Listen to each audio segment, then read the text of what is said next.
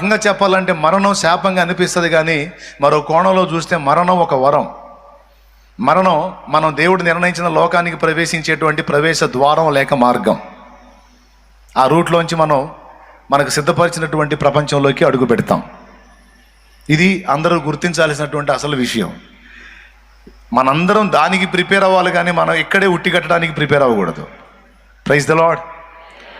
మరి అట్లాగైతే అందరినీ అక్కడికి తీసుకెళ్లాలనేది దేవుని సంకల్పం అయితే, అక్కడికి తీసుకెళ్లాలనేది దేవుని సంకల్పం అయితే అది ఎక్కడుంది? యోహాను సువార్త 14వ అధ్యాయం 1వ వచనం నుంచి చూడు త్వరగా. యోహాను సువార్త 14వ అధ్యాయం 1వ వచనం నుంచి. మీ హృదయములను కలవరపడనీయకుడి, దేవుని యందు విశ్వాసముంచుచున్నారు, నా యందును విశ్వాసముంచుడి.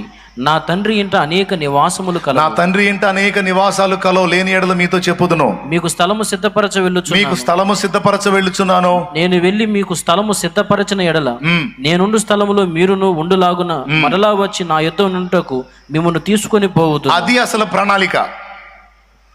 నేనుండు స్థలములో మీరును ఉండులాగున నేను మరలా వచ్చి నా యొద్ద నుండుటకు మిమ్మల్ని తీసుకొని పోవుదును అన్న మాట మనం మర్చిపోకూడదు. మనల్ని మళ్ళా వస్తాడు, మనల్ని తీసుకొని పోతాడు అన్నది మన నిరీక్షణ, మన విశ్వాసం, మన ఎదురుచూపు. ఎంతమందికి ఇక్కడే ఉండి ఉట్టిగట్టాలని ఆశ ఉంది, లేదా అక్కడికి వెళ్ళాలని ఆశ ఉందండి? అక్కడికి వెళ్ళాలి, ఆయనతో యుగయుగాలు ఉండాలన్న ఆశ ఎంతమందికి ఉంది? దేవునికి స్తోత్రం. తప్పకుండా మనకు సమయం ఆసన్నమైనప్పుడు తప్పకుండా దేవుడు మనల్ని అక్కడికి కొంచెం పోతాడు, తీసుకొని పోతాడు. ఇంకా అది ఎంతో కాలం లేదు, తొందరలోనే ఉంది. ఆయన రాకడ రావచ్చు, లేదా మనకి పిలుపైన రావచ్చు. మందైతే పర్మనెంట్ ప్లేస్ ఇది కాదు. Praise the Lord. గట్టిగా చెప్పండి.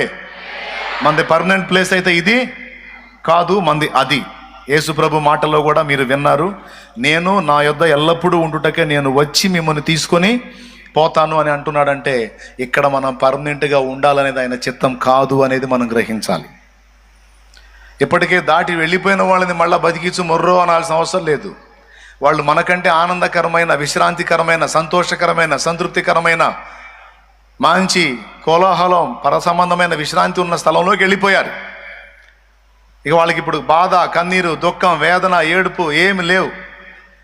ఒక ఆనందమయమైన ప్రదేశంలోకి వెళ్ళారు. అక్కడ పోయిన వాళ్ళని కూడా రప్పించమంటది, లేపమంటారు. ప్రియులారా, తెలియదు వాళ్ళకి. దేవుడు పిలుపు వచ్చినప్పుడు, దేవుడు సమయం ఆసన్నమైనప్పుడు తన వారిని దేవుడు తీసుకుంటాడు.